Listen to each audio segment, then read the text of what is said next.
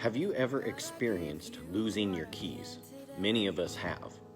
Typically, we're rushed or we're just heading out the door and we lose those elusive keys because they're difficult to find.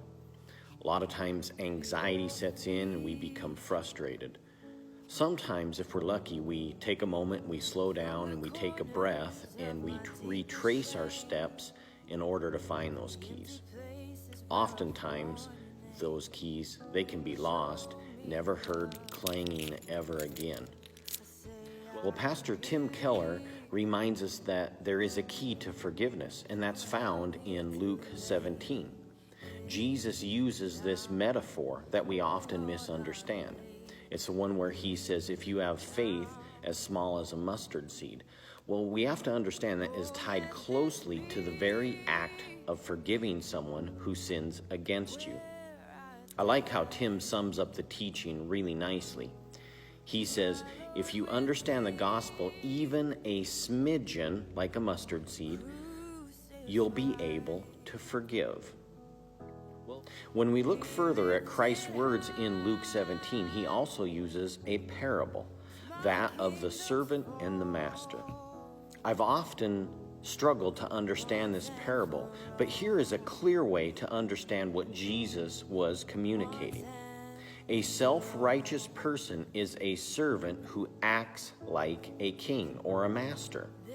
The key to forgiveness comes down to the simple fact that we often forget who we are. We fail in one way or another. When we refuse to forgive, we're not remembering who we are. Have you ever been hurt by another person? Has someone intentionally or unintentionally wronged you? Jesus teaches us to forgive no matter the hurt or the injustice. Pastor Keller says the only way to get out of the congruity of servants acting like kings is to see the beauty of the king who became a servant. We forget what Jesus has done for us, and we often refuse to forgive others. Actually, we've forgotten the gospel completely.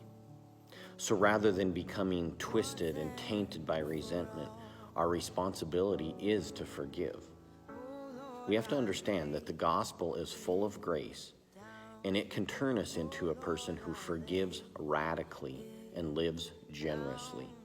Sometimes we get lost like that set of keys, and we need to be reminded that the majesty and beauty of what Jesus has done for us, or for those of us who have been saved by his great sacrifice. Let's not forget, Jesus is the master and we are his servants. Until next time, God bless you.